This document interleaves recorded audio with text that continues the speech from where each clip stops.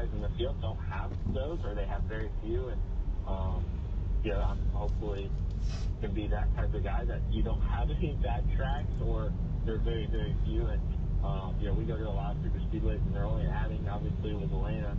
It used to be only 4, now it's 6. Now it's a good chunk of the schedule that you got to just get comfortable and get through it.